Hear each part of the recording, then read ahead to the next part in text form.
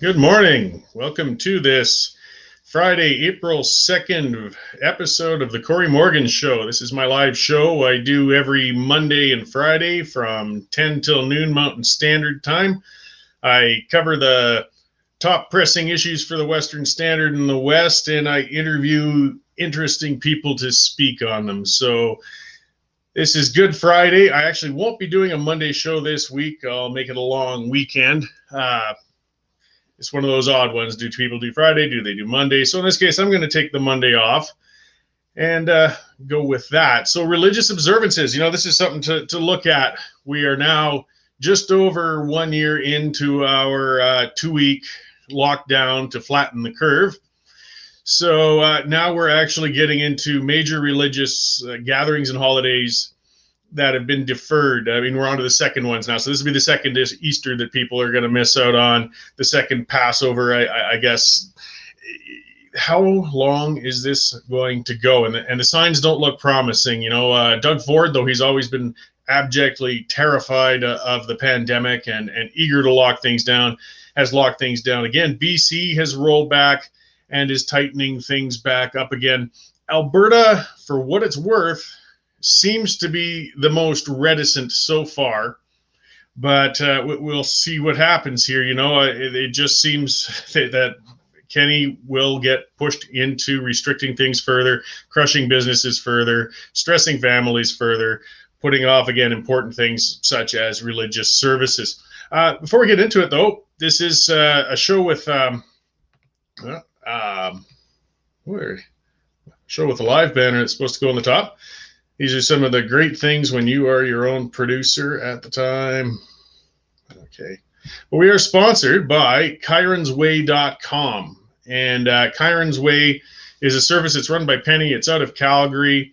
They do natural treatment for stress and anxiety, issues such as that. If you want to avoid using, medications, things such as that, through counseling, dietary changes, things such as that, Penny at Chirons Way might have what you need to fix you up if you're having, challenges getting through these times, as most of us are. We really rely on, sponsors and help from viewers and listeners. Subscribe to YouTube, follow us on Facebook, give us the likes, plus subscribe on the Western Standard. We don't get tax funding like many other media outlets. We aren't asking for it. We wouldn't take it even if it was offered, though I don't think the Liberals are rushing out to offer us any money anyways. So be sure to visit our sponsors. If you want to get your business or brand out there, by the way, get a hold of us. Our sales guys will be more than overjoyed to chat with you about that. And we'd be happy to promote your business. And we can all help each other this way. Get good information out. Keep local businesses running. Everybody wins. So we got Doug Coates saying Doug Ford's not so worried about the people. He's worried about going against his health minister. Yeah, the health minister or these health bureaucrats we get as well. I mean, who is running Alberta? Is it Hinshaw? Is it Kenny? In the case of Ford and then Bonnie Henry and so many others. So this was interesting the other day with a Standard story. Kenny admitted that the pandemic modeling is inaccurate, but he's asking for continued compliance of public health measures. So, I mean, because we've been throwing it in their face. I point it out every week. I'm not even going to bring up their model this time. But their models are junk. Last year, they showed models that said we were going to be into the thousands of infections, possibly 30,000 dead. Never came anywhere close to that. New models came out in fall, and then January they showed these models with things spiking and going out of control with thousands in hospital. Again, we're just under 300 in hospital. Their models are no good. So now he's saying, okay, yeah, our models weren't all that good, but please, everybody just keep complying because we don't know what's going to happen. And that compliance means giving up on church services and things like that. Now, Danielle Smith's been doing some fantastic specials. I'm sure a lot of these viewers have already caught some of them, and she's been speaking to doctors on the pandemic because people like saying, oh, you're not a doctor, you can't speak to it. Well, Danielle spoke to doctors, and they spoke to it. Not all doctors agree with the measures, with feeling that lockdowns are an appropriate way to deal with the pandemic. As well, she spoke with Pastor Coates. She spoke with Aaron Coates. Because, I mean, we locked up a person for a month for daring to hold a religious service. I mean, just think of the optics of that. Think of the reality of that. This is, stepping on religious freedom. That is a huge and important freedom. It doesn't matter to me so much. I'm not a religious man, but you see, as a non-religious man, I can understand the need to protect something as integral as free religion. People have the right. This is a big part of a lot of people's lives. This is important to them. It's important to their mental health. It's important to their spirituality. It's important to their family. And we are neglecting it. We're banning it. But this is interesting. So, Notley, of course, she's demanding now that Coates is out. And it sounds like they're going to be holding some big Easter services this weekend. She's demanding they be shut down. She's furious. She wants that man locked up again. She wants that preacher back in jail. We've got misgivings about the UCP government and a number of things.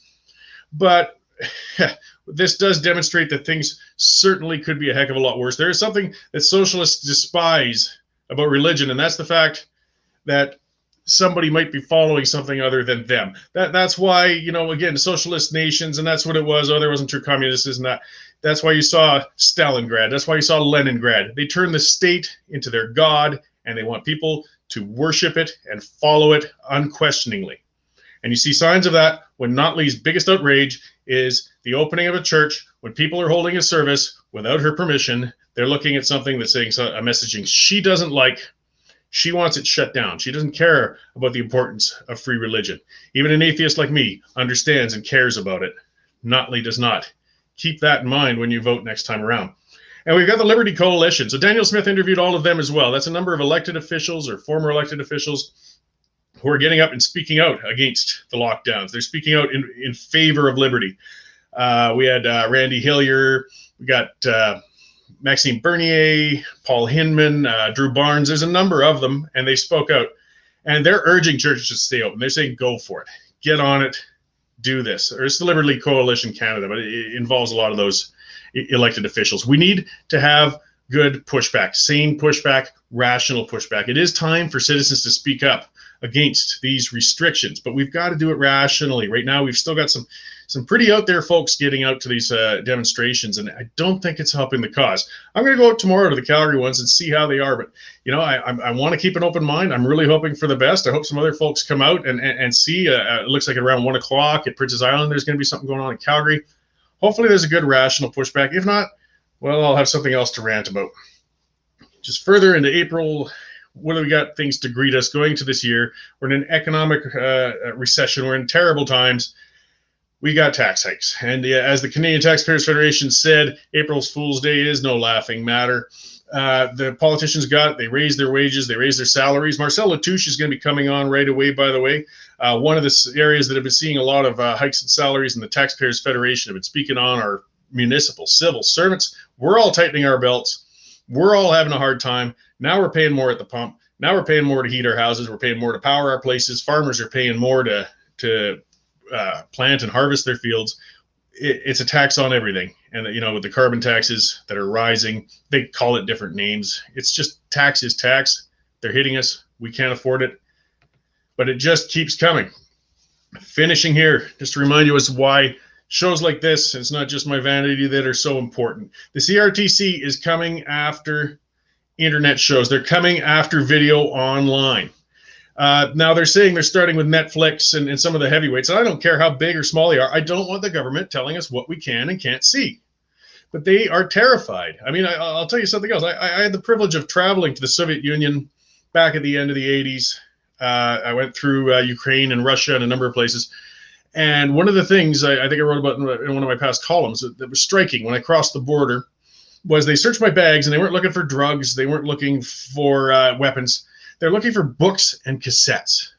You see, authoritarian states have to control information. The internet wasn't there yet, but they wanted to make sure I didn't bring in books or cassettes or things that would let their people know that there's actually a better world outside. So they tried desperately to keep that inflow from information from coming in there. And then eventually what collapsed the Soviet Union and the bloc out there was people coming and going and realizing there's a better world. This communism, this socialism is failing. It's no good. We've got to get out of it. Well, now the internet really blows that out of the water. It's almost impossible for the government to keep us from speaking out and reaching out to people.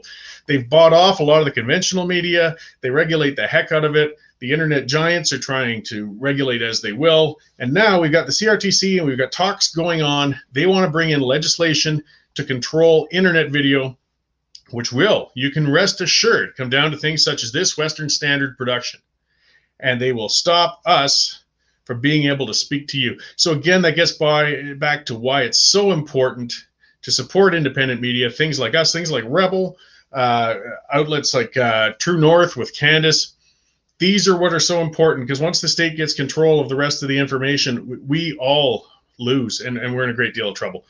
So I will get on to sharing now with someone more wise than I, Marcel Latouche. And Marcel runs the Institute for Public Sector Accountability. I could be slaughtering that. I'm certain Marcel will correct me on it right away if that's the case. So welcome, Marcel. Thank you very much for joining me. I've got my rant out of my system. We can start talking about more productive things. You're a published author and you manage that institute. Perhaps if you could expand in a better way on what you're all about. Well, no correction needed. It is the Institute for Public Sector Accountability. Oh, I got it. Good. What we do is we monitor policies at all three levels of government, and we try to hold politicians' feet to fire, and that's what we do. And mostly nowadays, because of the election year, we are mostly focused on municipal issues right now, but we can speak about other things too, because there are major issues that are affecting not only municipal this year, but as you well know, federal carbon tax, the management of the COVID-19 in Alberta and other provinces are major issues that affect all citizens in a different way. Yes, and then one of the areas, that's the principles remain the same, as you said, in all three levels of government, and we're being pressured and troubled by all three levels of government. But one of the areas you have been most effective and outspoken in has been on the municipal level. And Calgary and Albertan municipal governments have been giving a lot of fodder to examine and go on about. So I'd like to start with going into the biggest issue we've seen of the municipal government in the last few weeks was that guidebook for communities. This guidebook that Mayor Nitschke keeps talking about is, hey, this is just a rough guide. Let it slide through. It's not a big deal. It's just, suggestions. But we're hearing from others, no, this is pretty much policy cloaked as a guidebook, which has some pretty stringent suggestions and controls on development in communities. Can you expand on that? Let's before we expand on the guidebook, let's see what's happening at council currently. Council is fostering and pushing down a number of issues down Calgarians' throat in a lame duck council year of an election. There are at least some 7 people who are not going to be on council, if not more.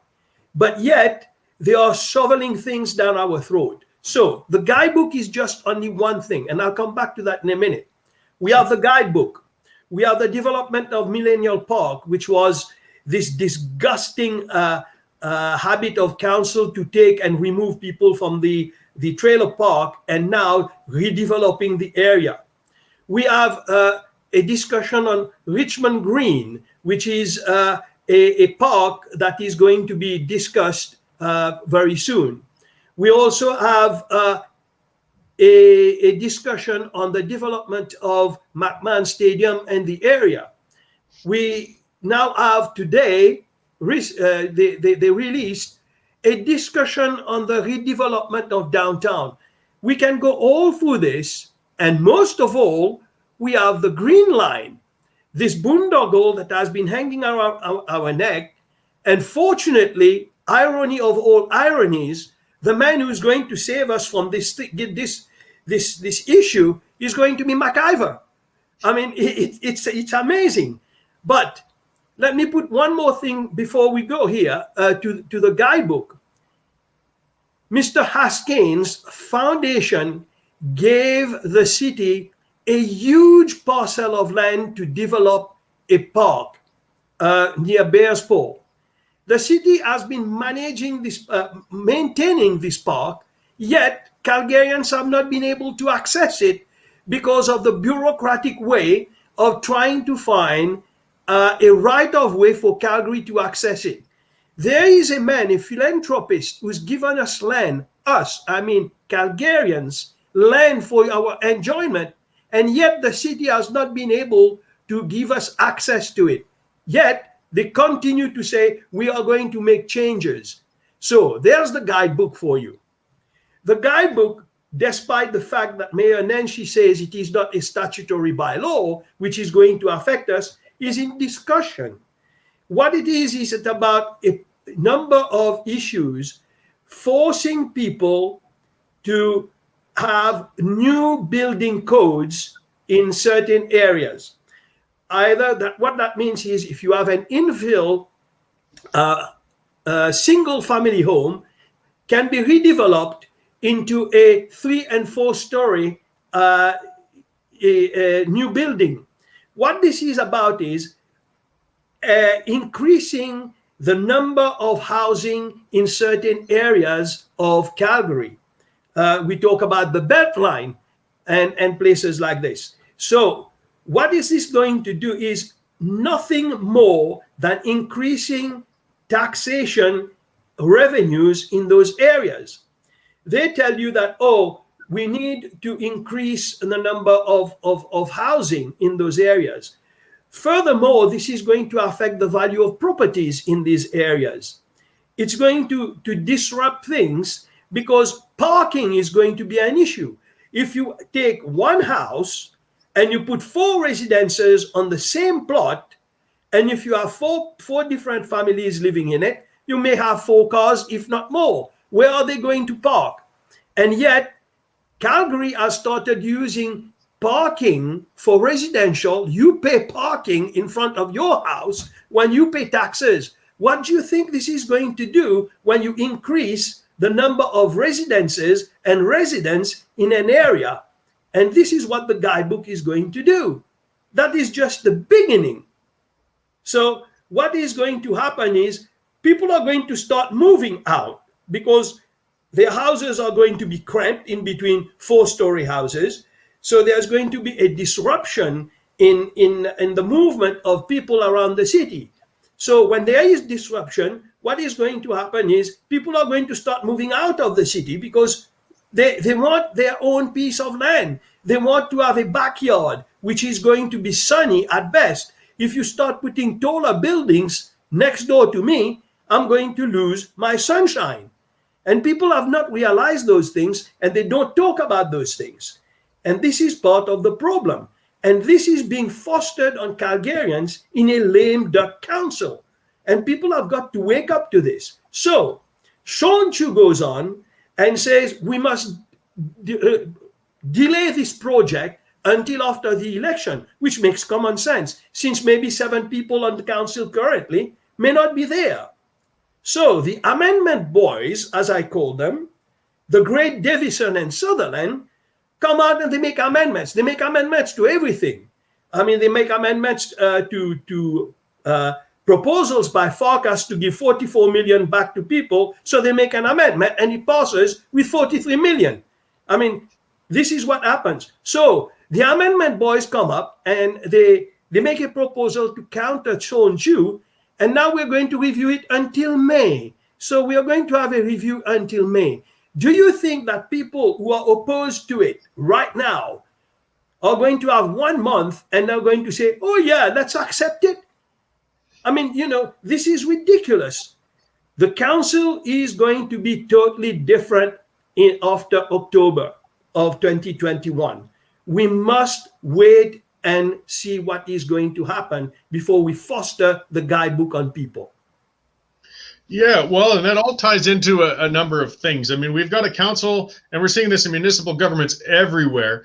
They're guided by ideologues, and they have I call them density zealots. I mean, they really are just, they density by all means, no matter what, we have to cork the bottle, shove people in, and they will pull out all the stops to do so. And as you said, a number of councillors, and probably I think our mayor, is not going to run again this fall. So they want a legacy. And look at the legacy Nenshi's got. All he's got is a legacy of failed attempts at things like the Olympics, a lot of tax hikes, a downtown that is a ghost town and an embarrassment in the developed world these days, and people fleeing to outlying areas. There's another one coming down the line that hopefully Rick McIver saves us from as well. I wrote on it recently, is the municipal partnership that was imposed by Notley, which gives the city of Calgary a bunch of veto power over neighboring communities. And they've come up with a development plan through the failed developer Cory, who got contracted an American consultant with this plan that would basically put those density values on Calgary or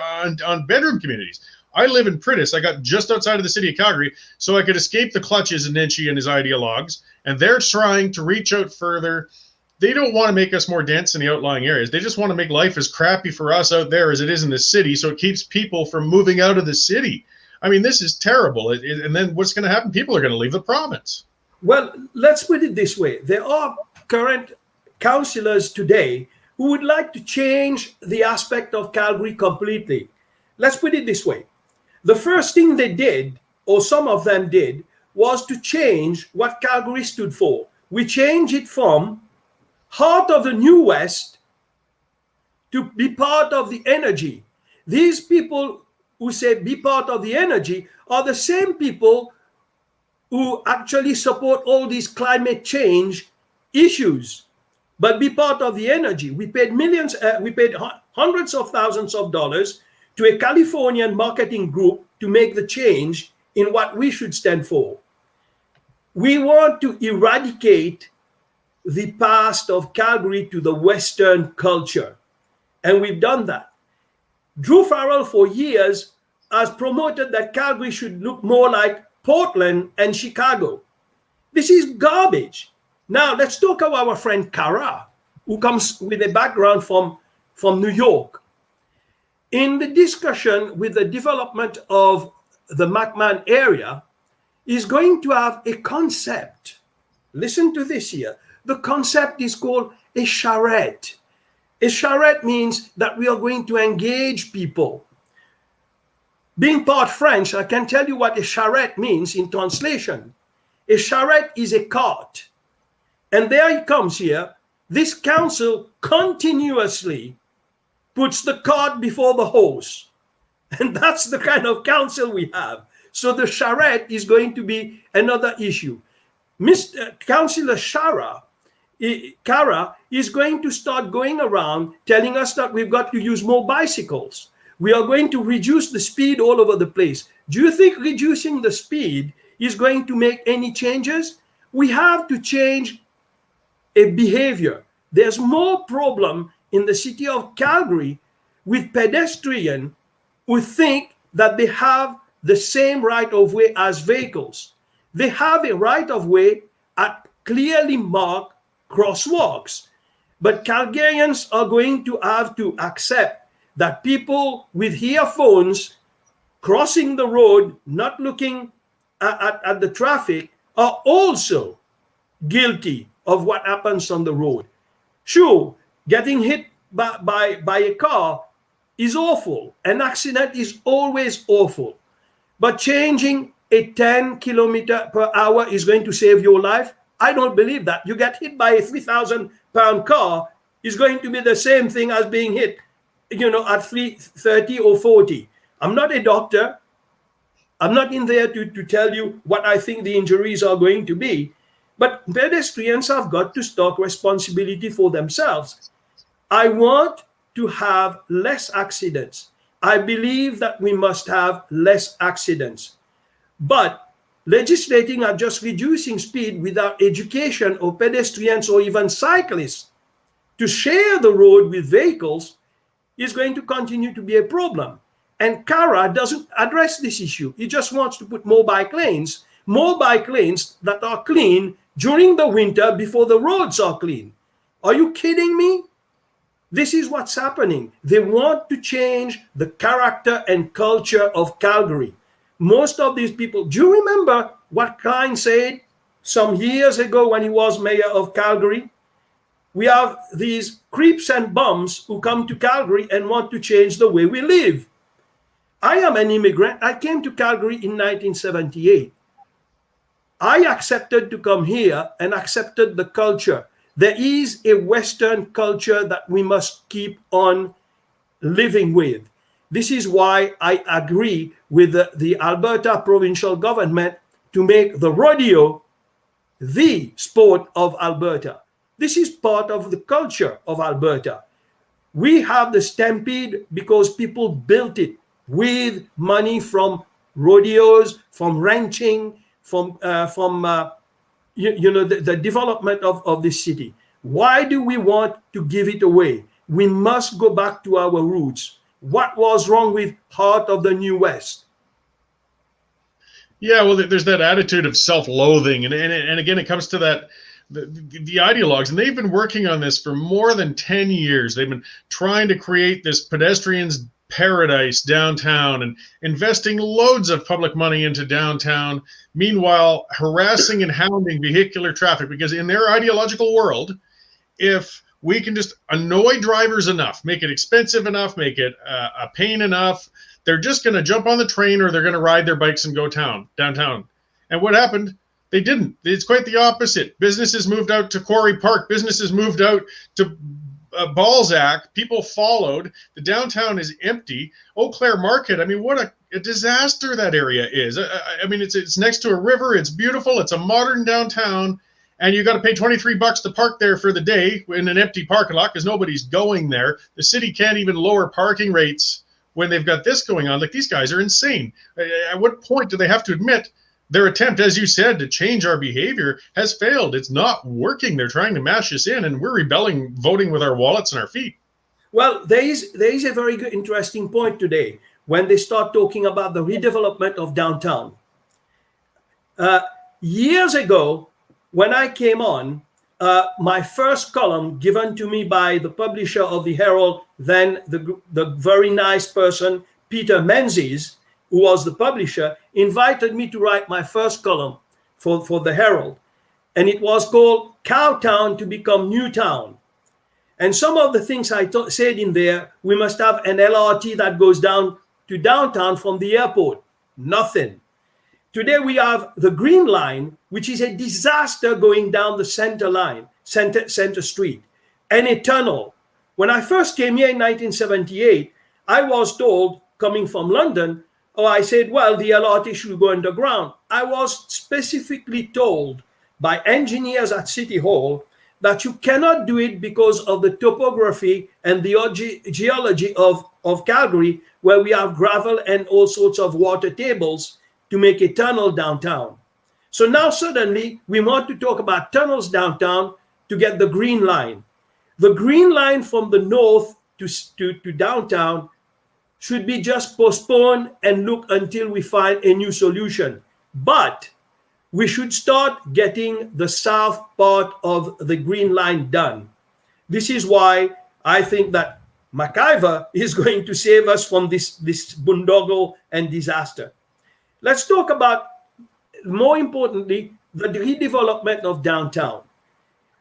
We conglomerated, everything was built downtown for the business area. That part of the article, I said we should be building businesses into different little areas of development where you live, work, and play. By building downtown and putting all offices there, we are seeing now the folly of this attitude. Building downtown, we have all businesses which are now empty because everything is concentrated in one place. We have to do it differently. So now we are going to have to spend more money. We are going to have more bureaucrats at City Hall who are going to tell us how to do it. Excuse me. But the bureaucrats are ideologues, as you said before. They have no idea how to redevelop downtown except with all ideas. All ideas that are going to say, okay, we are now going to redevelop these buildings for residential. It's going to cost a lot of money to do this. They won't accept that their ideas of the past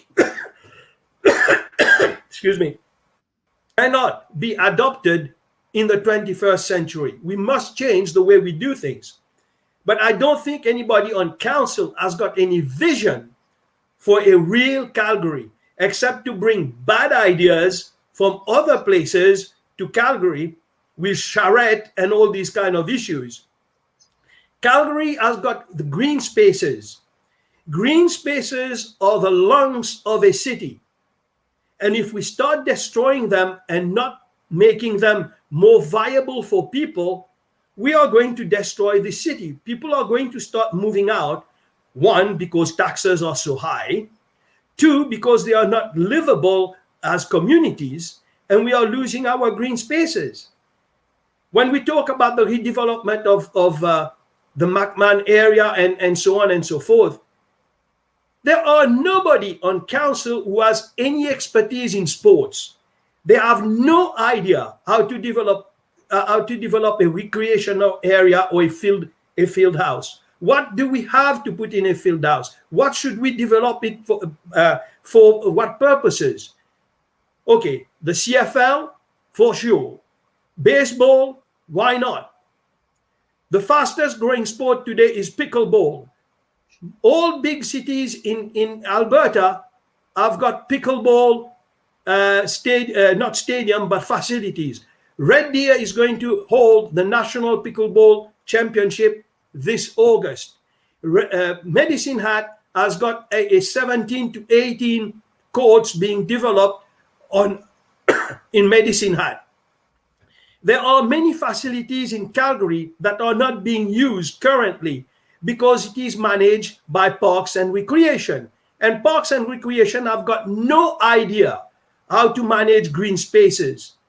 I believe that more non-profit sports associations should be given a mandate to develop and use green space, as opposed to just leaving them derelict and not being used. You just go around and you see how many green spaces there are that are not being used.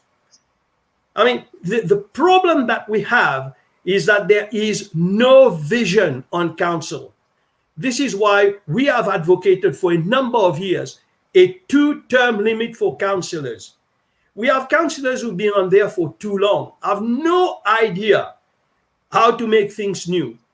I mean, when the campaign starts, we are going to be involved. We've started interviewing people already who are potential candidates who are already announced. We are going to make it public at a later stage down the road here. But we need people with a new vision. We cannot continue to go in Calgary in the same way that we've been operating for the past 10 years. The economy has changed, the environment has changed. We need change on council. And that's not only here. Let's look at what's happening. In Innisfail, the same thing is happening. There is a tendency in municipalities right now to curtail and sanction people who challenge people on council. They challenge Mike Nichol is a pariah in Edmonton. Glenn Carrick is a pariah in Innisfail. Of course, in Calgary, we have two pariahs, Farkas and Chew. If you look at what's happening today, there was an issue last week of pamphlets from the Farkas campaign going to a different ward, and this is not allowed. The problem is they redistricted the wards, and some of these pamphlets from Ward 11 went to Ward 8. So immediately, Drew Farrell said, we've got to get the ethics commissioner to examine this because this is a breach of election rules and what things are happening. In the same time, Davison is holding campaign videos and campaign visual conferences with the city manager, with Mary Moran, and on the other side, we have Shahal now holding a vaccine discussion with the mayor and the new director of SEMA. I mean, so this is not being investigated. So what do we have now? We have investigation being done on certain people, but not everybody. What's good for the goose should be good for the gander. But we don't do that. And these people are being targeted because they oppose the current establishment. Yeah, no, we've definitely got a sick culture, I mean, between council and the administration that built up underneath that council. And getting back to what you're talking about, whether it's term limits or whatever else it might need, we need vision. Like the downtown is a disaster. It just depresses me when I go down there. We've got it technically about over 30% vacant. Realistically, I think it's closer to 50%. There's just a lot of companies stuck in leases right now. I did a lot of work, traveling in the States. There's a video I put up on my own YouTube channel about 8 years ago when I was working in Steubenville, Ohio. And this was a place that was a boom city in the Rust Belt, across the river from West Virginia. It had big steel mills, and it grew a great, beautiful Art Deco downtown with these nice buildings, that are about 15, 20 stories, big for the time and everything. But everything went bad, and then the steel mills shut down, and people bailed out of the area. So you see this bizarre, we don't see this in Canada yet, urban downtown, like a ghost town. You drive into it from the outside, it looks actually like it's functional, and it's a big sort of mid-sized city. And you drive into it, and then you realize that all the storefronts are closed, and everything is for lease, and even these office buildings downtown are closed. And I see Calgary turning into a giant version of that. And we need to stop this. We can't have a city of over 1 million people turn into another Steubenville North. I wish I had the idea on how to fill those towers, but spending money to change them into residential spaces when people don't even want to live in the existing residential spaces is complete foolishness. It's insanity. There's no point in doing that. We've got to fix the problem further. I wish I had the solution, but as you said, there's some great minds out there. If we can bring them into council and change administration, maybe we can turn that tide. The issue is, about a couple of months ago, before we were closed due to COVID-19, I gave a speech called Calgary Becoming Detroit. And that's exactly that. We see what the downtown is coming to. Detroit is happening in Calgary. Why is this happening? Is because we concentrated all our efforts on the downtown. The downtown after 5 o'clock is empty. There are not enough activities down there. The parking structure and the parking fees structure controlled by the parking authority is a major problem for developing downtown. We want to get rid of cars. We just impose huge amounts of parking fees. We are the second highest, I believe, after New York with parking fees rates in Calgary. When you talk about Eau Claire, they wanted it to be the Granville of Calgary, but they never thought about this. They never thought about the structure. They've got to work with the Chinese community to expand Chinatown. If you want culture, Chinatown is a culture already. I understand that some people in the Asian community are talking about revitalizing Chinatowns across the country. Chinatown, these places are part of a culture we inherited over the years. So why not work with Chinatown to expand and make Eau Claire a better place instead of putting a huge Green Line LRT station there, destroying the YMCA, and the YMCA is not working and is going to close now because there are not enough people downtown to use it, because businesses have closed. All the business people used to go at lunchtime or before work to go to the YMCA, and this is why we are losing it. The problem is that we concentrate too much of our effort in one area. As I said, when I wrote this first article, we should have dispersed businesses all over the place in different quadrants of the city, where people would have had a different way of working, living, and play in the same place. But we lost that. Bob Holmes, former commissioner at the city of Calgary, had a great column in the Herald about a week or so ago. I wonder if anybody on council has ever listened to him. There was a man with vision who was part of bringing the Olympic Games here in 1988. And I have tremendous respect for him because I was working at City Hall when he was there. We need people like this. We don't need people just on council. They've got to tap in people like Bob Holmes, people who have vision, to advise them But unfortunately, we have a council where the mayor thinks he's the smartest man in the room. Now we have Davison, who thinks he's going to be the second smartest man in the room. The problem is we don't use the talents that we have in this city. It's amazing. We have people like Brett Wilson. I mean, people who are entrepreneurs. Calgary was built by entrepreneurs. Why do we have a council that doesn't tap the ideas of entrepreneurs? This is what really irks me. Why I started the Institute for Public Sector Accountability is to hold their feet to fire, because these people are ideologues, as you said, and they do not work for Calgarians. What they work for is bigger salaries. Everybody has had a cut, but City Hall, they've had increases. Just like in the province, they've had increases. Part of the problem is they are looking for the pensions, and now we have transition bonuses when they leave City Hall before they get a job, so we should pay them a transition. When you're fired, you should not get a transition. There's the problem. Yeah, well, and that happens on every level of government as well. Some of those severance packages are brutal. It was great to hear you bring up Chinatown. That's an area that, again, our beloved long-term councillor Drew Farrell has long had a beef with Chinatown and has not gotten along well with them. I know she's been pushing for a plan to take 3rd Avenue that comes into Chinatown and turn that into yet another pedestrian corridor. None of the businesses want it. None of the people down there want it. It will hinder Chinatown even more. Like these guys, as you said, that was a creative idea.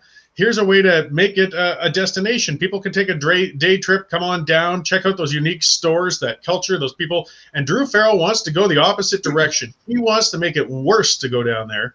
I was down at Riverfront Avenue, and I got the Twitter hipster crowd all upset with me. It doesn't take much to get them wound up. But I took a picture because what they did with their COVID separation, social distancing, was they closed a whole lane of parking on Riverfront Avenue right behind Chinatown with these stupid orange barriers. And you've got 2 more sidewalks between there and the river, plus about 30 meters of parkway. So all this room for people to walk and socially distance. Why did they close all that parking? I'll tell you why. To give a middle finger to Chinatown, because it's that much less area that people can come down there, park, and shop. And they're just blind. They're imbeciles, and it's killing downtown businesses. So yeah, we need to get that fresh outlook, because we do have merits downtown, but this current city hall seems to be trying its hardest to crush it. Let me bring you up to date on something that happened years ago. Years ago, I found out that a consultant was hired by the city of Calgary to look at those things in downtown and stuff. Of course, Drew Farrell was all behind it. I found a little line in there that said, we should not allow the further development of ethnic markets. And you know what that was all about? Is not allowing Chinatown to develop further supermarkets for the Chinese community and for Asian food. They forget about this. They forget about this. So I told McIver about this. Excuse me. I told McIver about this, and he brought it to council, and they removed that particular line from there. But that was part of a report that was supported by Drew Farrell. I mean, we've got to talk about what Drew Farrell wants this city to be. Fortunately, she's leaving. My problem is who's going to replace her to represent that area, because Chinatown is going to be part of that new ward now, the redistricting of that new ward. This is absurd that we are not looking at developing this particular area with a Chinatown in mind. This is terrible. They change certain part of there to remove more and more restaurants and more activities in there. These Chinatowns around the world are a destination for tourism. They want to talk tourism. Why not develop our Chinatown in an area which is now virtually derelict and empty? Yeah, well, and we're seeing, as I said, into an election year, there's some people. Drew Farrell finally isn't running again. She's certainly earned herself, if you want to call it earning, a large pension, so she'll be able to retire comfortably. And, you know, we can see, though, that, and it's looking very like, I believe Nenchi's not going to run again. I think he's playing coy. He's handing it down to Jody Gondek, who's basically going to follow the same policies as him. Stephen Carter is managing her campaign, and, of course, he was joined at the hip with Nenchi to begin with. And I believe it's Stephen Carter's partner who's running and Drew Farrell's riding to replace her now. The old guard has already picked their replacements, so voters are going to have to choose very carefully if they want to see change in this coming election. It is going to be the same. What has happened in the United States is going to repeat itself here. We are going to have a Biden administration, which is nothing more than Obama 2.0. So we want Nenchi 2.0. Gondek was the campaign manager for Councillor Stevenson. And he was one of those people who said, oh, we need more taxes in Calgary. Of course, Gondek believes that the so-called tax room, which is not existent, should be replaced by a number, in fact, 36 proposed new taxes in Calgary. So there is no chance of any changes there if you get Gondek and lo and behold, Stephen Carter as chief of staff for Gondek. Do you realize what a mess that would be for Calgary? I mean, Gondek is going to be Nenchi 2.0 and even perhaps worse, because the ideology is going to be worse. Because Nenchi, I don't know what he's going to do. Is he waiting for a new job? Is he waiting for Trudeau to call upon him to be Senator Nenchi? I don't know. But is past due date. I mean, 10 years is more than enough. And he's got to go one way or the other. The other side is if he runs, he'll be crushed, hopefully, and that will be a better way of getting rid of him. Well, it's like boxers, you know, they go on for 50 years and then they get a knockout punch. I think that'd be a better way of doing it. Farkas could give him the knockout punch. Yeah, it would make a better closure to have him just lose an election rather than hop on to something else, say as a federal appointment or something like that.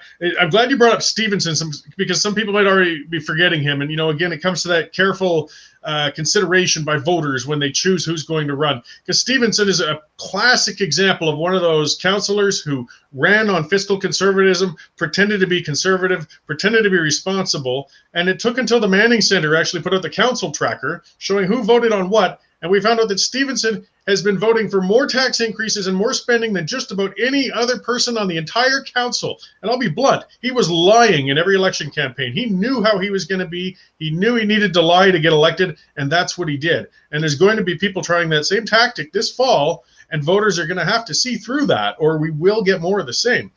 Well, as I said to you, we are preparing ourselves. We are interviewing people. We are going to release certain data, and we are going to make sure that the so-called conservatives that we've had in the past are not going to be given a free pass this time. We are going to examine their ideology, where they have been before and what they have done before they come in there. Because you see, this is where Calgary has lost a number of issues.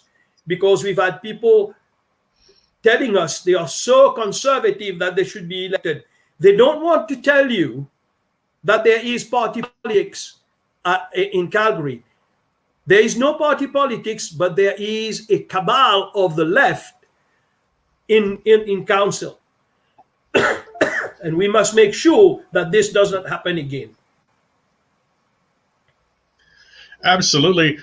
Getting on to cabals in a sense, you know, something that people don't see are the senior civil servants and also some of these people running these commissions or these arm's length corporations. So one that drives me mad and has for a long time is Calgary Economic Development. I mean, even the name, a lot of people mistake it and think it's something like the Chamber of Commerce or something like that. No, it is they are managers of a taxpayer's slush fund to take tax money out of existing businesses to try and draw in competitors to take their place within Calgary. I mean, it all comes back to that remodeling Calgary. Rather than try to keep our existing businesses alive, they're striving to pull in these, and as they're turning out, fictional foreign companies to come save us all from ourselves.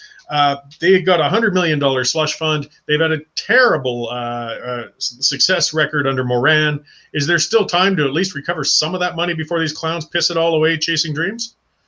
Well, I mean, if they really wanted to make some changes, they would adopt what Farkas says: use OSIF money to give it back to the taxpayer and small businesses.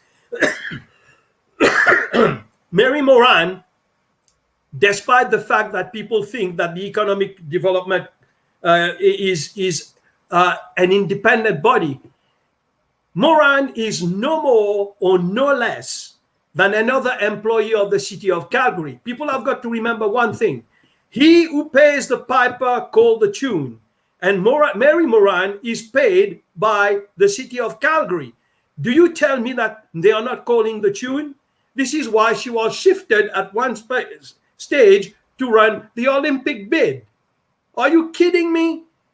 The EDC is a department of the city of Calgary under another name. We know what really bothers me is the fact that the Chamber of Commerce is nothing today, what it used to be and what it should be. They've relinquished much of their powers to the economic development of Calgary. This is a waste of time and money. When I was on the Chamber of Commerce as the chair of the City of Calgary Budget Committee, there was a totally different attitude of what the Chamber of Commerce was at the time. The Chamber of Commerce represented businesses, not big businesses, but all businesses. Today, we have nothing from the Chamber of Commerce. They decided to sell their building in the first place, so therefore they have no place to gather themselves and have discussions anymore. The Chamber of Commerce is a shadow of what relinquished all their powers to the EDC. And that is not working very well because, as I said once again, he who pays the piper calls the tune. OSIF, or the 100 million, as Nancy on that particular committee. I mean, you ask yourself, what the heck is going on? So if it is arm's length, what you have the same people on the committees.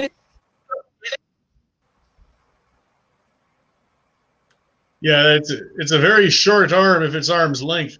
And it shows, again, what I don't like is some of that dirty internal play that goes on. So we saw Moran got shifted temporarily. Isn't this beautiful when you got this job where you're making over $300,000 a year and you get shifted into another job where you'll get $300,000 a year to play around for a few months, and then you come right back into your old job again, which you weren't doing very well to begin with after failing to bring in the Olympic bid for spending $30 million to try.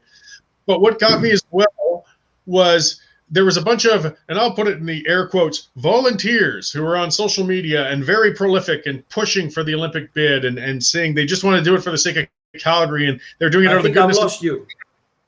Yeah, we seem to have a bit of connection issues going on there, Marcel. Hopefully you're hearing me there, or it'll catch up quickly. But some of these volunteers suddenly found themselves employed by Calgary Economic Development. I mean, it's a backroom carrot to hang on a stick for some people who want to help and push and forward that agenda in another way, as opposed to being in the open. It's an abuse, I think, of what's supposed to be an arm's length organization. Have you seen it? I lost you completely for the past couple of minutes here. Okay, we're having a bit of technical issues. Anybody in the commenting area, is it me who's missing or is it Marcel who's missing from our feed? You are missing completely. I'm missing completely. Okay, but you're hearing my voice? Now I hear your voice, yeah. I think we are both on now. Okay, good. Yeah, just here's some of the challenges of doing a live feed and internet abilities. Actually, maybe we'll do a quick shift into Provincial if we can get the stream going well enough again. People are saying they hear us both. So sure. Provincially, we've got a lot of big issues going on as well between spending, management of our purse, and attitude. Jason Kenney's been 2 years in office and doesn't seem to have been quite what we anticipated. We got 15 minutes left, which how much we could pack some thoughts into the Provincial setup right now. Well, let's put it this way. I mean, I'm not going to blame Kenny for all our problems because he was given a bad place when he came in with what the NDP had done. Then he had COVID-19. The problem I have is that he has not adjusted to the real environment of today quickly enough to make things happen. He spent too much time, debating on organizing a committee to look at things like the investment of foreign institutions in our oil industry. I mean, we spent so much money on this that it was a waste of time and didn't get us anywhere. The attack on foreign investment to dismantle our oil and gas industry was badly managed. Then COVID-19 came in. We are beginning to ask ourselves, over the period of 1 year, things have changed. Things have got worse. Things are supposed to get better. But who is running this particular portfolio to get us to a better place today? We have vaccines. I understand that vaccines are not forthcoming because of that idiot we have in Ottawa who never ordered the vaccines for us. But there's my point. If vaccines work, and it has been said that those people who are vaccinated we will be immune. If they are immune, why aren't we letting them out? Why are we not putting policies in place to allow people to get their vaccine faster, as opposed to embrace this idea that the first vaccine is given, but we should delay the second shot for certain people? We have a problem. The unions don't want to open the schools. The schools should be open because it is said that children are not really affected as much as older adults or seniors. The problem that we have today is the variants. Let's talk about the variants. We have 3 variants now. We have the UK, we have the South African, and we have the Brazilian. How do you think they came into Canada? It's because we allowed people to come from those places. Apparently, there are some 26,000 people who came through our airlines who were not tested and been released into the general population. What we have is a government at the federal level who doesn't know what they are doing, and we have allowed ourselves to make decisions solely based on people appointed from the health system who are no better than other people. There are many doctors and medical professionals who are saying that we should be doing things differently, but we don't. We are just closing and killing businesses all the time. Kenny is in trouble because he's not out there making the tough decisions. We've got to ask bigger questions, more important questions, and making decisions. Bureaucrats are going to do what they usually do, CYA, cover your ass. So therefore, they are going to give you advice to slow down and protect their jobs as opposed to protect the economy and protect people out there. The priorities to give the vaccines are terrible. We should be giving vaccines to the people who are most vulnerable. And since we don't have enough vaccines, we should be doing it in a different way. But now it's beginning to get together now. Yeah, I mean, the ball's been dropped on a number of levels, but as things hopefully are finally easing, and I know a lot of stuff is questionable. I don't want to get into efficacy of vaccines and so on, but I've seen some interesting numbers. I believe it was actually Vitor Marciano has been posting them on Facebook pretty good, of some graphics and such, but it's showing that those going into hospital and dying now are getting younger. And the reason for that, though, is we did get out there and get the vaccines to the most vulnerable, that smallest percentage. We got it into, and they do appear to be working. It's keeping them out of the hospitals. It's reducing the chances of their deaths. And if there's nothing else, a year ago, we didn't know what was going on with this pandemic when it was starting. There was a lot of fear, a lot of speculation. That's fair enough. We haven't dealt with something. We've had a year under our belts. And we've seen that, the very young school-age children are practically immune. They are unaffected by this virus. We should not be worrying about them. If we have protected our vulnerable enough, our younger, sure, the goal is to get everybody vaccinated or a large enough number eventually, but we don't have to fear if we've got a lot of under 40s who aren't vaccinated. It's not going to cause that much. We can start letting them open and get up because they're not doing a cost benefit. These are people who are suffering mentally. These are people who are suffering financially. They're not taking into account overdoses and suicides and all of these other consequences of lockdowns. But Kenny seems to be more reticent than other leaders, but still stuck on the feeling that somehow the government can control us if we could just lock down enough. But this is the problem we have here. We have allowed fear to govern. We have had bureaucrats and now politicians who wants to cover their ass, and they are using fear to do it. We've got to be more open in the discussion. We must not have only one position from, say, Fauci or Hinshaw or Tam. We must allow other physicians, other medical professionals. In fact, I read an article today by a surgeon called Dr. Lee, who said she's been wearing masks for years and she doesn't see why mask is going to be the solution to our problem. There are other voices out there, but we are not hearing them. So when you watch the news every day, what you hear is gloom and doom. And the people in the media who are now virtually government employees because Trudeau are financing them, you get the same story. There is no different stories or different reporting on COVID-19 with professionals with different point of view. Fortunately, Danielle Smith has been doing some of those things for when she was on Chorus, and she was bringing in different point of views from different professionals. We don't have this today on the local news. People who listen to local news today hear only one version: shut down, lockdown. Don't go there. Don't see your grandmother. Don't see your grandchildren. But, this is why we are all in together. We are not all in together if you don't allow other people with different views to speak their mind up. And that's part of the problem. Local news is gloom and doom every day.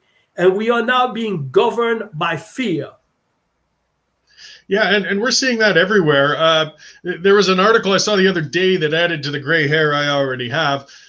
It was about an American, I believe, I can't remember which publication. It was NBC or one of the big ones out there. But they're talking about how infections in Texas are down in the 3 weeks now since they've lifted all the restrictions, got rid of the mask restrictions. But they're rising a little bit in Dallas. And they're going up everywhere else in the country. They just will not want to admit a good news story. They can't just put one out there and say, look, things are going okay somewhere. They can't do it. They got to throw a caveat in and say, look at that. It's raising a little in this little section of the area and the rest of the country is in hell. What an awful thing to put on to people. And it's having an impact on us all. There is absolutely no good news on the news today. They have embraced this idea that we are all going to be dying if we don't follow the dictate of our governments. I mean, our politicians are playing a different agenda and a different game. I don't know, I don't understand it yet. I have been seeing some of the economic damages done by COVID and how the governments, from the socialist point of view, who've been using it. There's another issue too with COVID, actually. There's a recent report in the US that says that religion are losing adherents every time. There is something going on in the world right now using COVID, is that we are closing churches. We are not allowing them to operate in a way that was, in a free way of delivering the word of God. We are making this an issue. Churches are being closed, synagogues are being closed, mosques are being closed. All these institutions of religion are not being allowed to operate. You know why? I remember this saying from the communists: religion is the opium of the masses, so we've got to destroy it. And I believe that COVID is being used as an agenda to bring us closer to communism, and it is a path of destruction of values. When you don't have Black Lives Matter Inc. is a Marxist organization. And we've got to be very careful because part of the agenda is the destruction of religion and the family unit. And that's part of the whole thing. And I don't know what the agenda is. I don't want to really speculate except from what I am reading and what I'm seeing. There's no conspiracy here. But I want to see what is going to happen very, very soon. If we don't get a federal election in, say, this summer, and Trudeau is not kicked out, and we don't get a new government in this country, Canada is going down a path that will see us not recovering for at least 20 to 25 years.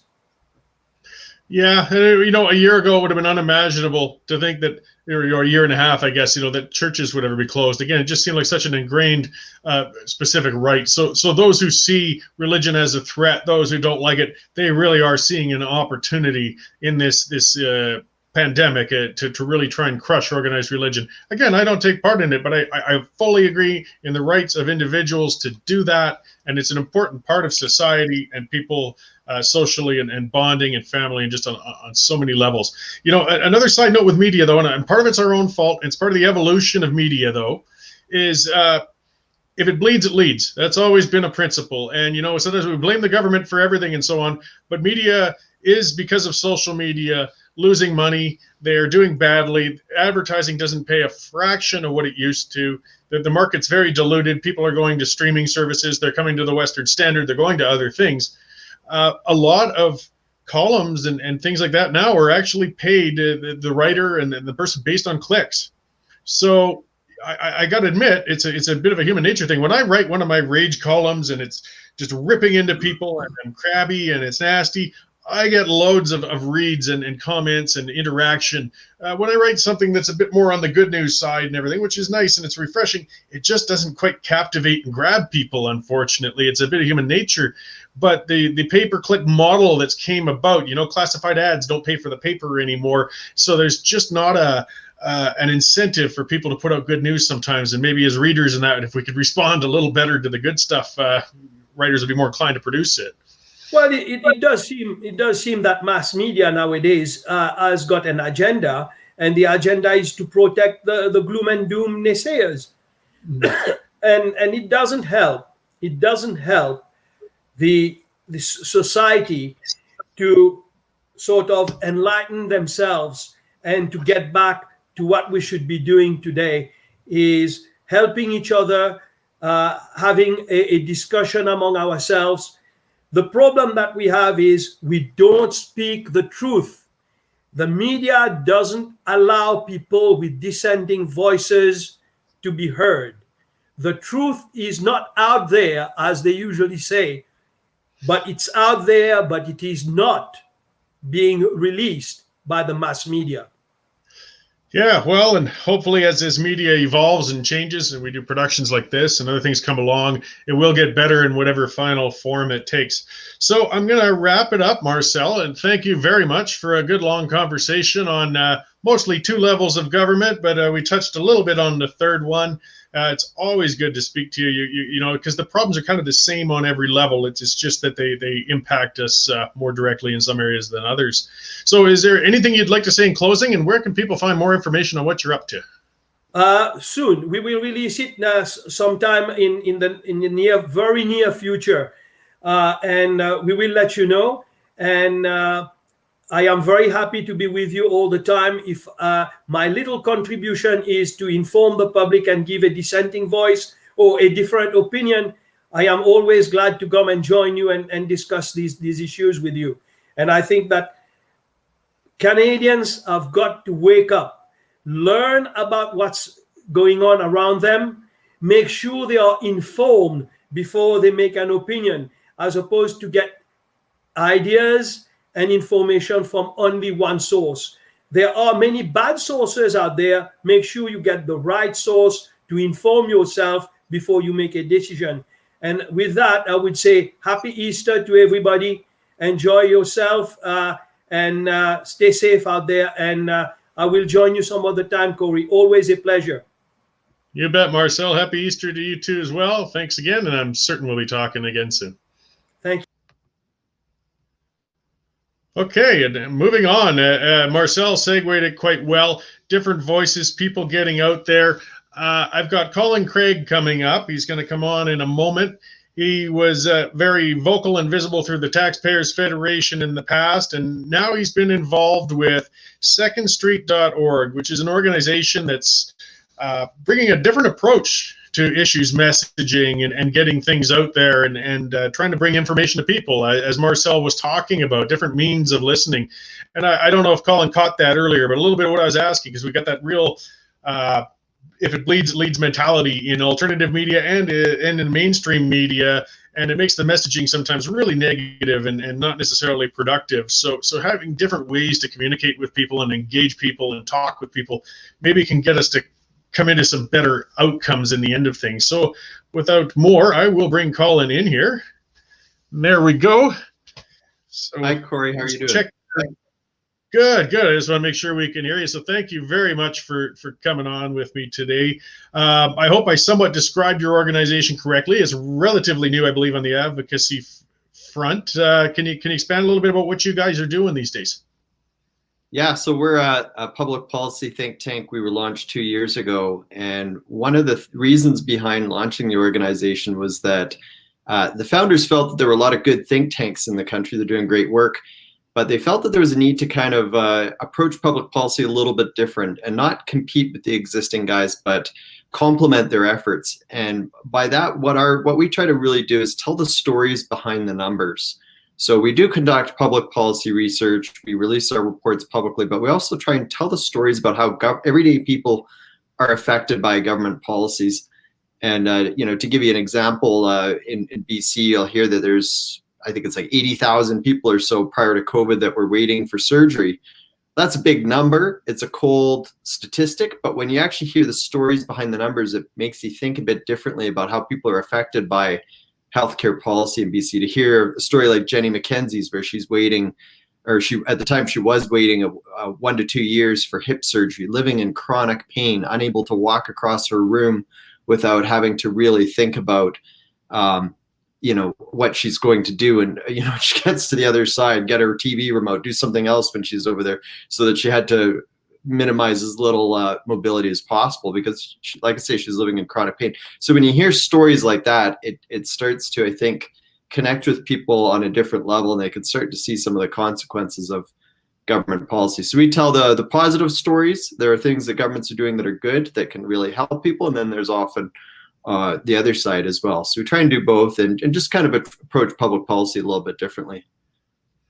Yeah, no, and that's great, because I mean, something that policy wonks and dorks like ourselves might overlook the human side, which is really in the end the most important thing. It's the end product. That's, how and where it's impacting people, and we can write papers and essays and show stats and costs, but the actual person on the ground who it impacts is who we need to hear from and see where it's happening. I mean, we can write about showing comparisons of healthcare waiting lists and how our systems have shortcomings and so on, all over the place, and we do that. But to show somebody who's living imprisoned in agony, essentially, waiting on this free, as long as you don't mind waiting a long time to get it, a procedure that's made their life intolerable. It's just a different way to highlight it, and I really appreciate that. Have you seen good response from that approach so far? Yeah, I think so. I mean, obviously I got my own bias, but I think we've had some success in drawing attention to the different stories and kind of approaching public policy differently. In Jenny's case, like I said, she was told she'd have to wait anywhere between 1 to 2 years. We brought her story to light. She did a little bit of media in Vancouver on it, and full credit to her. She was also pushing as a patient more in the system to say, hey, like, my goodness, when is my surgery going to come up, because I'm living in pain. I just can't take it. And shortly after we were involved with her, her case got bumped up. But that's a problem that we see so often in the healthcare system, is that some kind of tragic story finally hits the news because a patient has hit a wall, and then the government does something about it. Well, that's no way to deal with patients. People shouldn't need public relations teams in order to get their health care in a timely manner. So in that respect, we think we've had some success. We've also last year, after COVID emerged, we saw some good examples of governments cutting red tape. So obviously countless businesses were affected and harmed by lockdowns. That was obviously very difficult, but there were actually some small positive things that governments were doing right across the country, around the world for that matter, to cut red tape, to make it easier for people to go about their lives, to make it a little bit easier for businesses and so forth. So one example would be allowing restaurants to sell alcohol with their takeout and delivery orders, allowing patients to video conference with their doctors instead of having to go into the doctor's office. So there were things like that governments were doing. And we tracked all those examples of red tape to show that quite often governments can help people and businesses out by just simply getting out of the way, getting these red tape rules out of the way. We did some public opinion research on it, released it, and shared it with governments across the country. And in many cases, we saw governments that had made these red tape cuts temporary, they ended up making them permanently reduced. So permanent freedom in different areas. And that was a very positive example. We think that, we played a part in some of those victories. So that was good to see. Oh, it's good. It's good to one to bring up. I used to own a pub just out of Calgary. I was there for 5 years. Just sold it just before the restrictions came in. As I said before, I feel a little survivor's guilt. I didn't mean to hand off a new business to these people in such a trying time to take on. I mean, a difficult industry at the best of times. One of the things that they did do in Alberta was they allowed takeout liquor, at least, because takeout, people have to understand in the hospitality business, your margins are razor slim. Mm-hmm. And if you were going to make a profit, quite often it was on the liquor. That's where you'd actually get good margins, decent margins. And craft beers being so popular, I sold more draft on my 8 taps than bottled stuff, and it supported local businesses. People really enjoyed it. I mean, in my younger years, the draft beers for when you were broke and you buy that garbage stuff, there was one brand of it in the bar. Now it's the good stuff.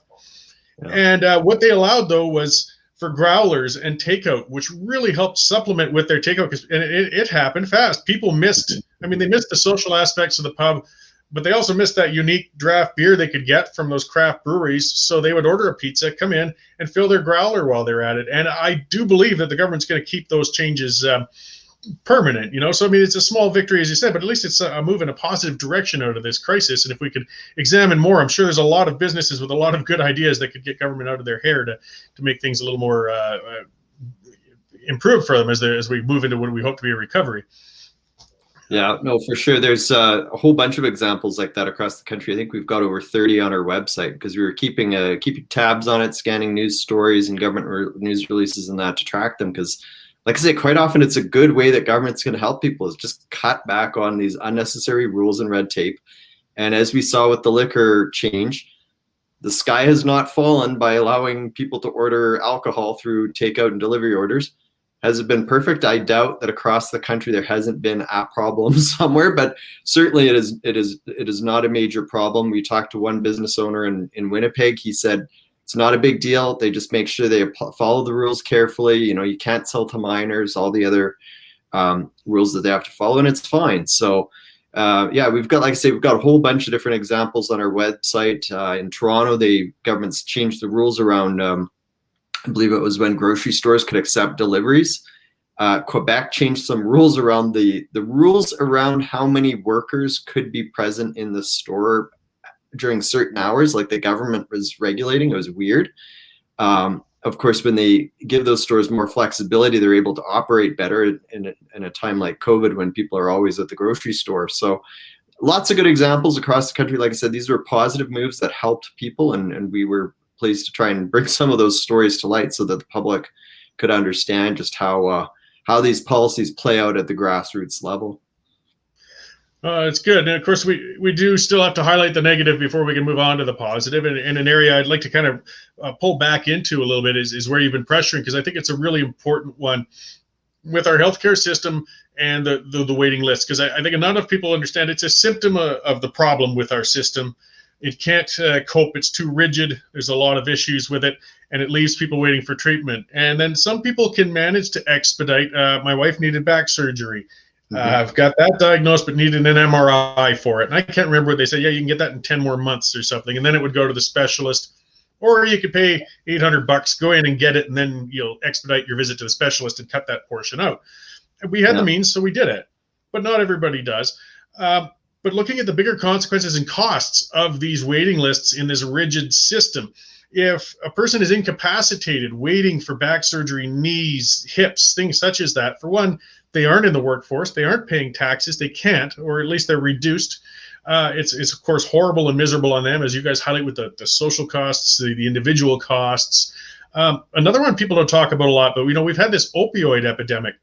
And a lot of advertisements and doctors talk about, they say, keep your painkillers out of the reach of the kids. This is often the starting point. This is the first place where somebody got into an opiate was actually a leftover prescription from somebody else. But when we've got tens of thousands of people on waiting lists, what's the doctor do? They prescribe painkillers to get the person through the day while they're waiting for the procedure. Like, there's so many levels. If we could cut these lists, that our whole society is going to be better off for it.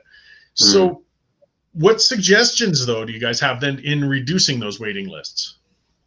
Yeah, there's a lot, and you've hit the nail on the head with some of the costs from these waiting lists that people don't always think about. And I like the one that, I'll get to solutions in a second, but I like the one you just mentioned about people being stuck on painkillers for a long period of time. They're not meant for that. They're not meant for people to be taking Tylenol 3s for a full year or whatever. It causes other problems in your system.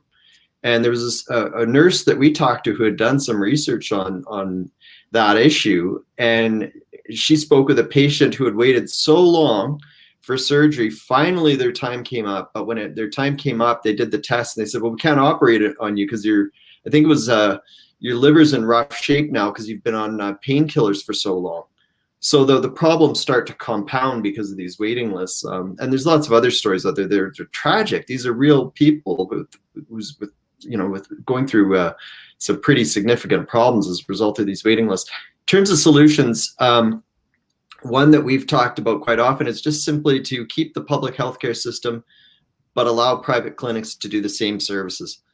And there's many benefits from that. One is for patients, they have choice. They're not stuck with one option for healthcare. Two, there's sometimes with different procedures, there's more than one way to do it. The government often chooses the cheapest way. Some private clinics might offer a different approach, so that would give patients more choice. Three, it takes pressure off of the public healthcare system when you do that. When, in the case of, you're mentioning about your wife's story, well, when she goes to pay for a private MRI scan, she's one less person in the waiting list, so everyone else moves up. So there's benefits from that. There's also an economic benefit because right now, when people can't get those private options in Canada, because quite often they are banned, and it's a real mishmash of rules around what is and isn't allowed, and even across different provinces, some allow things, some don't. You can pay for private MRI scan in Alberta. You cannot do that in Ontario. because the rules don't make any sense. So what you end up seeing is quite often patients they give up on Canada, they fly to another country, whether it's the US, China, Mexico, Germany. We've talked to people going all over the world. And I don't know, obviously driving sometimes to the US. But when they do that, they're taking money out of our economy and they're spending it somewhere else. They're supporting jobs in another country, businesses in another country that pay taxes and so forth. So there's an economic loss when this happens. And I certainly don't blame any patient for doing it, for using their own resources to try and improve their health. But I think we need to think of it from an economic perspective too.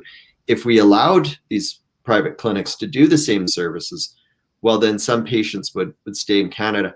The final point that I'll mention too is that going into COVID, Canada was under-resourced when it comes to healthcare. And that is because we have fewer doctors per capita than many other countries, developed countries, fewer hospital beds per capita. We're low on equipment and so forth. Because the government controls the system, they ration what services are provided. And it's not that there's not enough money in the system, it's that it's poorly spent. You end up with a lot of money spent on administration and so forth, right? So if you have private options at the same time, well, then going into COVID, you have a public system and more private facilities that can help shoulder that burden of COVID. Yeah, well, and sorry, I'm just messing with the comments here. Self-produced productions. Just somebody was asking, saying it's good to have guest info like websites in the show notes, which is good. I just remind people I was trying to type it there, but secondstreet.org is where you find more information for you guys. So we'll go over that at the end of things as well, just so people can look while we're going. And yeah, with those other alternatives, and they've really been brought up acutely, with people who leave the country to get healthcare, there's a myth too that these are all rich people or well-to-do people, and no, they're desperate people. I mean, if you're living in agony and you can't work, and they're saying, well, we can get you in 18 months for this procedure, but you find out, you know what, if I remortgage my house, I can fly out this done in a month. You're going to remortgage the house. And again, it doesn't mean it was somebody who's rich. It's somebody who spent a lot of money and saved and built equity up. And now they're going to spend it, as you said, take it out of the country, possibly to a Canadian trained doctor somewhere else and get it done.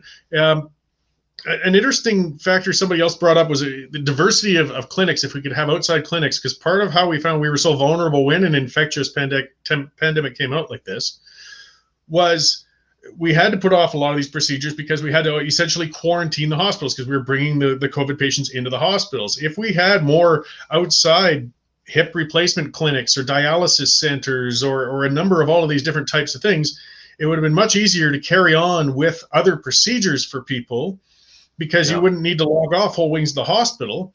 And you could dedicate the hospital, of course, to the infectious issue at hand. So, I mean, because now we've really compounding the waiting lists due to the pandemic. So it was just another factor, as you said. Maybe, hopefully we can learn from this negative and make our system a little more resilient, again, by moving towards, diversifying our treatment options. Oh, exactly. And that's a problem, is that you put all your eggs in one basket in Canada. Like I say, for the most part, there's some exceptions, private MRI scans being one in a majority of provinces now.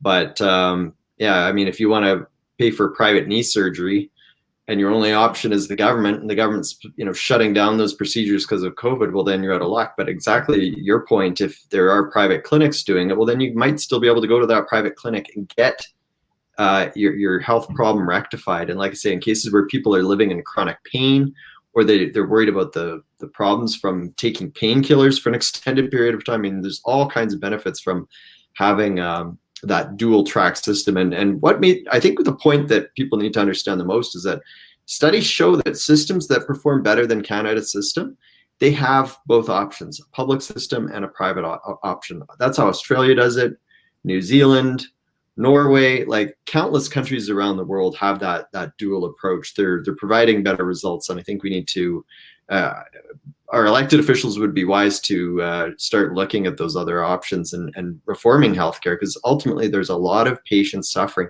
in some cases dying. We produced a report where we got government data on patients dying on a waiting list in 2018-19. We've got more data coming, but in that 1 year alone, 1,480 patients died waiting for surgeries. And I'm not suggesting that they were all waiting for surgeries that would have saved their life. There were many cases where people were dying while waiting for cataract surgery, knee, hip operations, and that. But you're reducing their quality of life during their final years. You know, who knows, some of these patients, maybe it was important to them to be able to see. Maybe they liked having their hip. So there's a lot of tragic stories like that. Well, and a few myths need to be busted as well. You know, there's some people with a very heavy interest in protecting the status quo. They like how the system is as it is, and they just feel that the only solution to anything is to pour more public funds into it. Mm-hmm. One of which is that there are only two healthcare systems in the world, Canada and the United States. And mm-hmm. any discussion, no matter what you have, they're going to jump up and say, I don't want to Americanize our system. Well, we don't. Who does? Yeah. I mean, their system's a mess too. They got their own challenges. But as you said, there are models all over Australia, through Europe, parts of Asia, that are doing much better than us. And they have different aspects of perhaps more diverse provision and a private alternative. Mm-hmm. But the other part too is all of those ones you're speaking of, they have universal coverage. Like people, you know, the fear and mongering that comes out, they're saying, oh, you'll be turned away from hospitals if you don't have a credit card, or you'll have to sell your house if you break a leg. And no, they're still universally covered. Nobody's getting turned away. They're just allowing more private participation in a parallel system.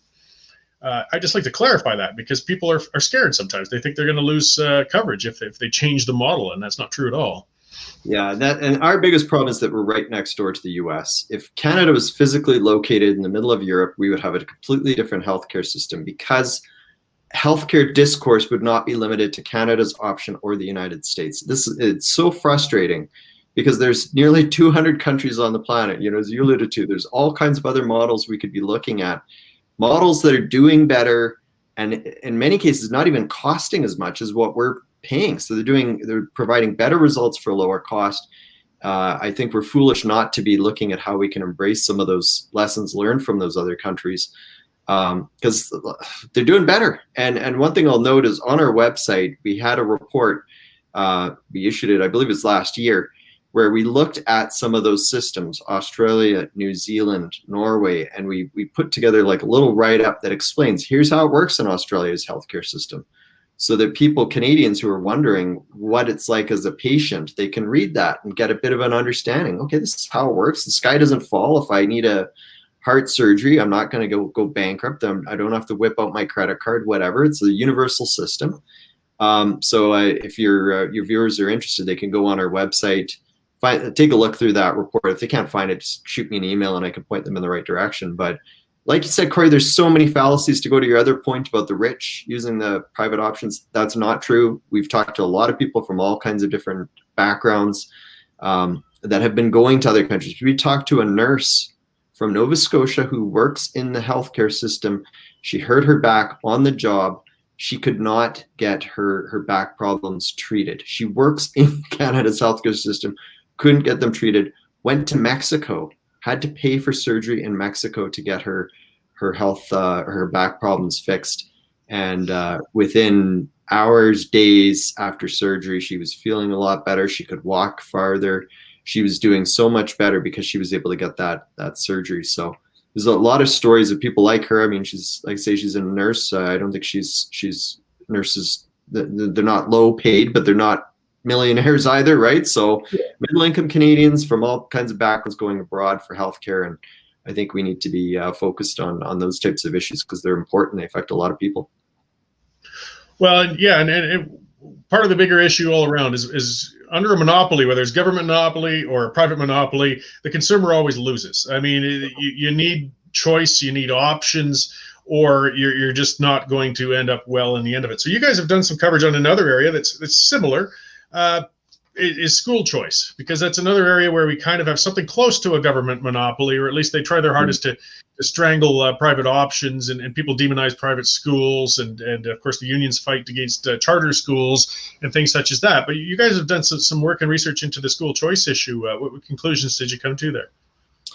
Yeah, so there's that report was authored by Paige McPherson, who I used to work with at the Canadian Taxpayers Federation. We hired her to write that up. We did some public opinion research, and then Paige brought in some relevant information for the questions that we asked Canadians on. So I'm going by memory here, but Canadians supported more school choice when it comes to issues like being able to choose even what public school that you want to send your kids to. It's not universal across the country where you have that choice. Quite often you're restricted to catchment areas. You can only go to schools, maybe this local school or a couple schools within this division. But Canadians like the idea of having that choice to send your child maybe to a school quite far away in another part of the city, but it works with your commute, so you can drop them off and that.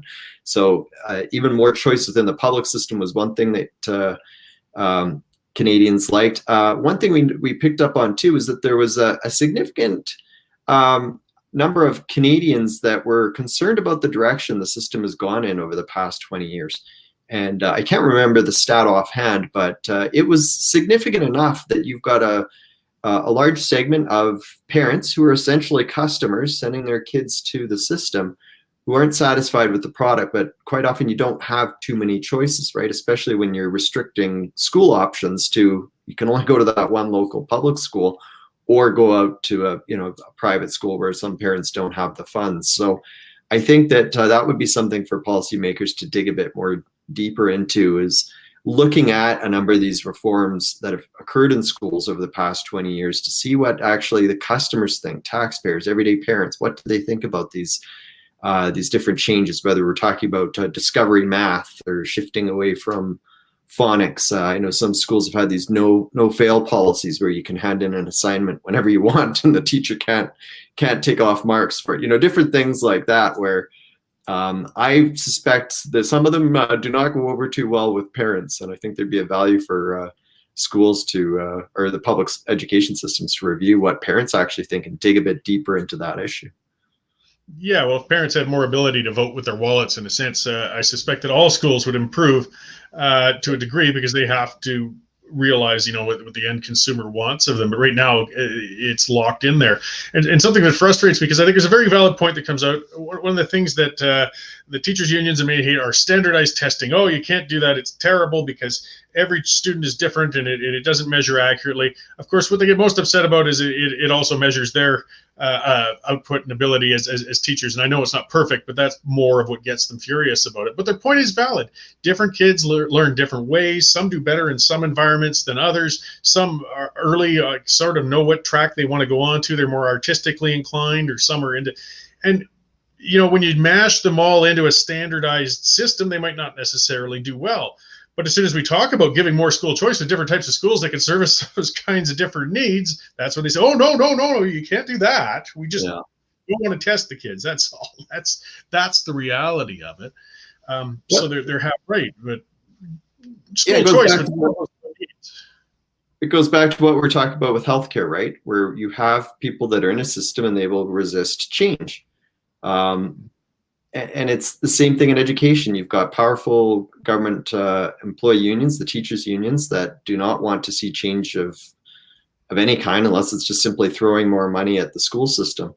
And at that, taxpayers in many cases are burned out. We can't just afford to keep throwing more money at healthcare and education and other issues. We need to be looking at how we can do better and how society has changed since school systems were set up. I mean, if you look at our school system, it's set up on the farming world of the 1800s, right? That's why kids get the summers off, so they can go and help on the farm and assist with crops and so forth, right? Well, that society has changed, right? So I mean, we can look at different school models where maybe it's not even just what's taught that is different, but maybe the hours that schools operate are different, and maybe they run throughout the year. I mean, I think we could benefit from having a bit more innovation in that system, giving parents more choice.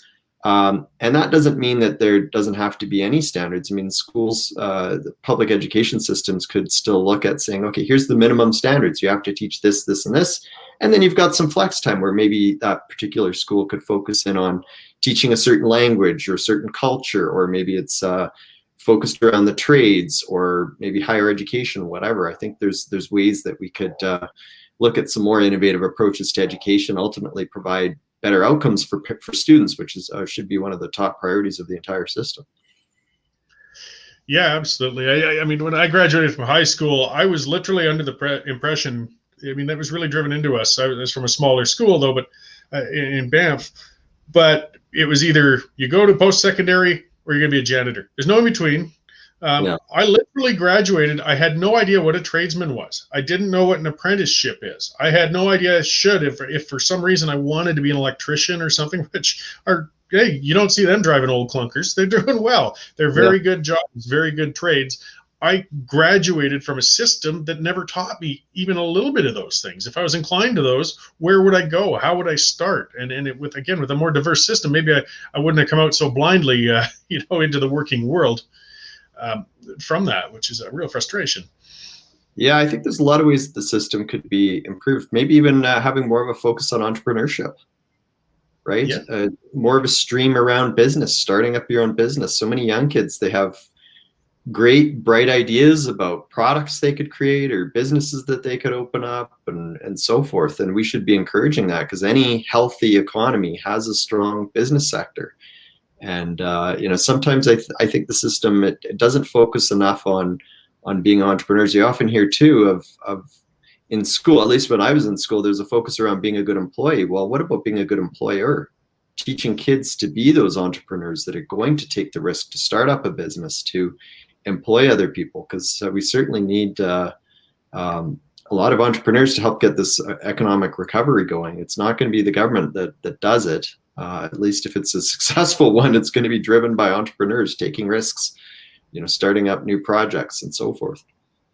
Absolutely. I mean, it's those young ones coming out of school that are, creative ideas, and they're full of piss and vinegar and ready to dive in and try some things. We've got this economic, hopefully, recovery coming ahead of us. We're going to need some creative minds to jump in there. I'm 50 and I've run a bar and I've run a survey company. I got to admit, I'm not that interested in diving into a big new venture and trying to start something fresh. So I'm going to be reliant on those younger entrepreneurs and creative people to do so. I sure hope we can keep training, as you said, and modeling them even better in the future for that. So I'll shift a little now then. April 2nd we are today. Yesterday, for April 1st, we got our latest carbon tax hike, and which raises the cost of living for everybody on pretty much everything.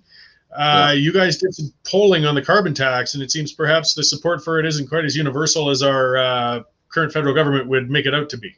I think that's a fair conclusion. Yes, we polled Canadians because just as a bit of background for your viewers, that in December of last year, so a few months ago, the federal government announced they were going to raise the carbon tax from $30 per ton to $170 per ton over the next 9 years. So go right up until 2030.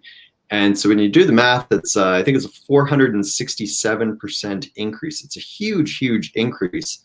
And we thought, okay, well, let's ask Canadians about it. Let's do some polling. Let's see what people think about the carbon tax going up every year for 9 years. And what we found was that 52% of Canadians were opposed to the idea. Now, the interesting thing was that when we asked Canadians about a specific example, because that's a little bit generic, just what do you think of this tax going up? But when we say, what do you think about when we reach 2030 and it's going to cost you an extra $20 in carbon taxes just to pay for filling up your car? So if your car right now, if it's costing you $60 to fill up, if it cost 80, I mean, that's the type of change that we're looking at just on the carbon tax, not counting any of the other fuel taxes. And when you put specific questions like that, specific examples rather, to the public, that's when opposition grew. 68% of Canadians said, no, we don't support it. Now, in fairness to the government, they have, at least the federal government has these rebates that consumers are going to get. So yeah, you're going to pay a lot more in carbon taxes. You're also going to get a rebate. How that rebate compares with what you're paying in carbon taxes, of course, that depends where you're living and your lifestyle and how much fuel you use. There's certainly a large segment of society out there. I think it's around 30-40%, according to the Office of the Parliamentary Budget Officer, where they found that when you look at the total tax effect, because the GST is on top of the carbon tax, people are paying more than what they're getting in the rebates. Some people, of course, are on the other side where they're getting more from the rebates. But when you talk to Canadians about what they think about the rebates, a large segment believe that those rebates are not going to be as much as what they're paying in taxes. So that is I think there's this skepticism out there on the part of Canadians that this will ultimately become a tax grab. We've certainly seen that in the past where tax measures have either started off as a tax grab or they grew to become a tax grab. They were not revenue neutral. In the case of British Columbia, that was what a recent study concluded there, was that yes, they brought in a carbon tax, they reduced other taxes. And so for, I think the first few years that tax was not, it was sort of revenue neutral as for governments, right?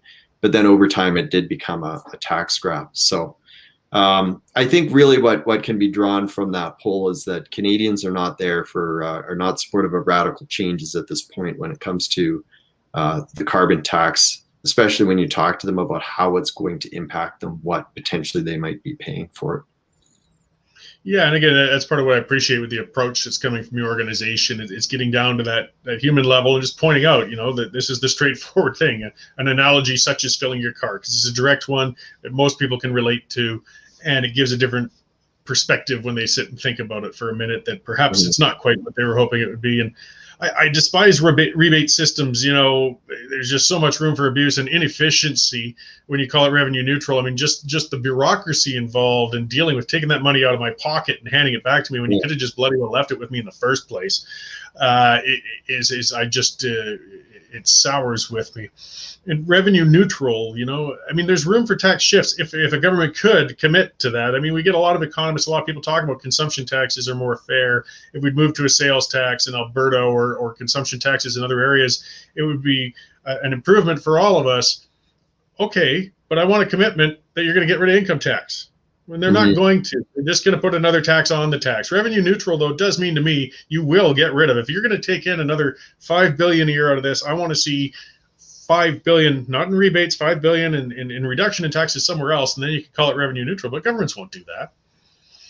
No, so often it becomes a tax grab, and people get jaded, they get cynical about these types of commitments by governments. I mean, I think that's what our polling showed, right? Is that a large people feel that ultimately these rebates are not going to be as much as what they're paying in taxes. How that plays out, we'll have to wait and see a little bit. But we can't forget income taxes are a temporary measure, right? They're brought in 1917 to help pay for World War I. Well, we're still paying them 100 years later. So I think there's a lot of examples out there like that contributes to the frustration that the public has. And one of the interesting things from one of the questions is that we picked up a sentiment that I think the public is thinking about when it comes to carbon taxes, is that there's other ways to reduce emissions without simply taxing people. One example here in Calgary is that the city has shifted some of its bus fleet from diesel to natural gas. Well, natural gas, it's cleaner burning, has lower emissions. The buses are quieter too, so that's one way that they could reduce emissions without having to tax the public more. The great example I love is just getting more Canadian natural gas over to Southeast Asia in countries like China, India, Japan, even I believe Indonesia. They've all been looking for more natural gas so they don't have to rely on coal. Coal there are lots of problems associated with it, especially when you look at smog. There's, I believe it's 1 million people plus in China and India every year that are dying from smog. Well, imagine if they were burning natural gas there to produce electricity instead of coal. They could reduce their smog levels. They could reduce their carbon dioxide emission levels. For Canada, we get tons and tons of jobs out of it by firing up our natural gas sector even more than what it is to start exporting more. And of course, that initiative, it's underway a little bit in British Columbia, but there's an opportunity to expand it quite a bit more and ultimately, like I say, create jobs for Canada, help reduce smog and emissions in Southeast Asia. So I think that elected officials would be wise to consider options like that to reduce emissions, but without impacting people's pocketbooks here in Canada through taxes. I wish we would see more of that, but we see the imbeciles in Vancouver City Council looking to ban natural gas use in households. I saw a sponsored story from the Globe and Mail on a handful of doctors from somewhere who'd written a piece on how using natural gas in your household for cooking has long-term health effects. And then they're paying to promote that article and have it go out further. And that's just you just open a different can of worms. It gets me stirred up because it's absolutely right. I mean, it's a plentiful resource. We've got lots of it. We've got infrastructure for it. It's much better clean burning, better for the environment than what currently is going on. But the activist sector, the true hardcore environmentalists are opposing it. They're lining up to stop this. They're funding the natives to stop the CGL line in BC. They are, looking, and we're seeing divestment Chevron couldn't give away their shares essentially on the liquid natural gas board up in BC. It's a frightening thing. If our elected officials could change some of their attitude and be more outspoken in promotion of gas, they said it'd be better for the environment than carbon taxes probably ever would, and better for all of us. But I fear for how that trend is going right now. Yeah, I think ultimately we just need a more mature conversation. The conversation when it comes to the environment, climate change, whatever, so often it's being led by the radicals with ideas that are just not realistic. They're not feasible.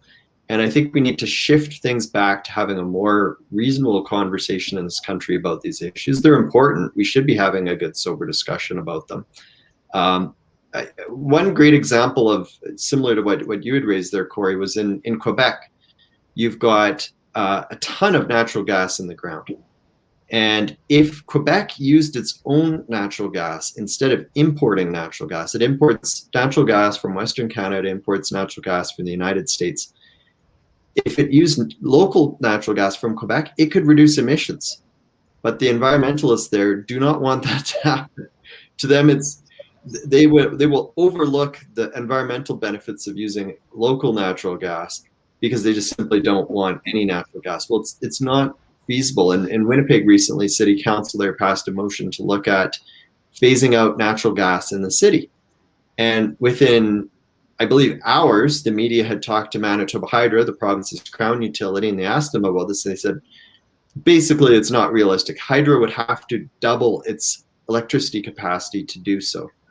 So you have all these pie in the sky ideas. I think we need to be a little bit more realistic about the world, what's happening. Long-term trends for oil and natural gas still shows that the demand is going to keep going up and up and up. So really the question for Canada is, do we want to produce these resources that the world is going to keep buying, or should some other country do it? And as long as we continue to block pipelines and block oil and gas projects here in Canada, then some other countries getting those economic benefits. There's not an environmental benefit. When a rig, goes from Alberta down to Texas, it's still going to produce oil. It just, all that happens is that Canada's not getting those jobs. So, it's kind of silly. I think ultimately this irrational conversation that we're having about these issues as a nation, it's costing us jobs. In many respects, it's worse for the environment because a lot of countries do not have the same environmental standards when it comes to extracting these resources that Canada has. Yeah, well, and hopefully, as you said, it's just the loudest voices are the radicals in the environmental movement, and they tend to dominate the discussion. It gets frustrating on how much they do tend to actually influence the people in power, though, to make policy changes. But there are some rational ones, and it helped me segue into next week. I'm going to have a documentary producer named Julia Barnes on, and she's releasing one called Bright Green Lies. She's an environmentalist. She's put out past documentaries and won awards on environmental issues. This is not a screaming drill, oil field person or anything like that. But it's exposing the amount of damage that's being caused by this pursuit of electric vehicles and wind generation, biofuels, because we're getting deforestation, we're getting some mining projects polluting water. So there are some rational environmentalists who are looking and saying, hey, let's tap the brakes on some of these moves. We want to get off petroleum products. We want to change emissions, but we're going on the wrong course. Like we're not, this is counterintuitive right now.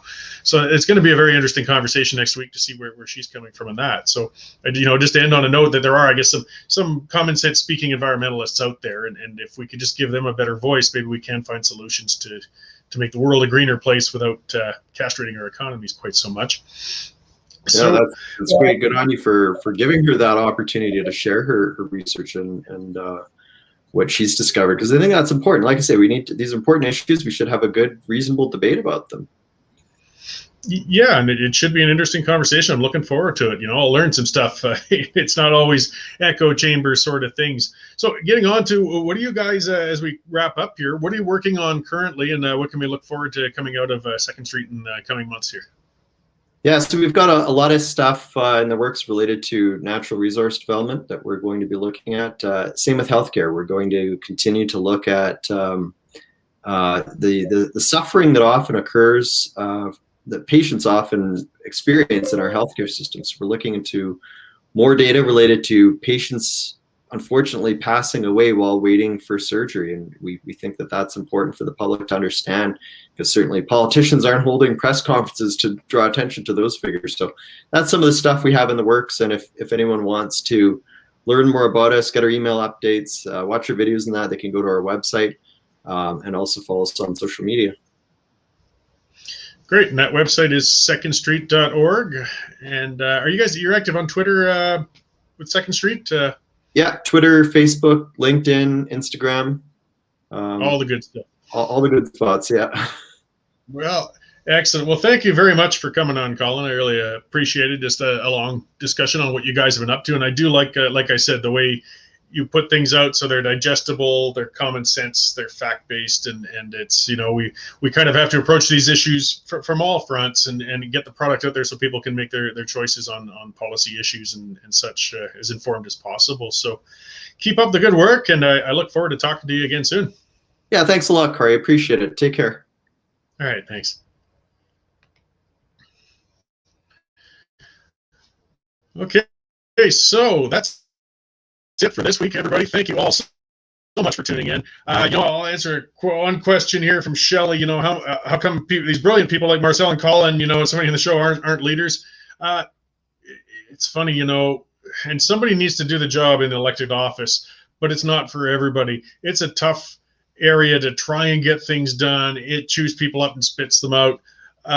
Some people just do much better and have much more impact outside of the elected field than they do in it. And I see that today, we see Danielle Smith. I mean, she's really found herself. I'm liking her a heck of a lot more these days as a voice out there for common sense and conservatism and classical liberalism than when she was bound by trying to be an opposition leader, trying to win government, or being bound with the mainstream media and having to do what she's told.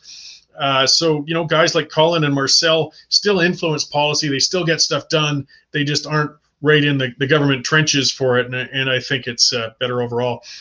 So as I said earlier, I'm not doing a show on Monday. It's going to be a long weekend. Let everybody rest. They don't need my political babbling for a day. There will be the pipeline on Wednesday. I believe a new show from Nathan, our new BC gentleman. If you look on the Western Standard, you'll see it is starting, I think, this Tuesday. He's going to be doing the same time slot as me, Tuesday, Wednesday, and Thursdays, though. And we might have some more Danielle Smith specials coming along. So be sure, again, subscribe to the YouTube channel, subscribe to the Facebook. This way you'll see the alerts when these shows come up, because Danielle does those specials. We get her in. And sometimes it's short notice, because she gets a guest and she pops up there. So if you subscribe, you'll see it coming. You'll see that the show is scheduled, and you'll know to pop on, because those have been just fantastic. And I do the occasional specials now and then and things like that too.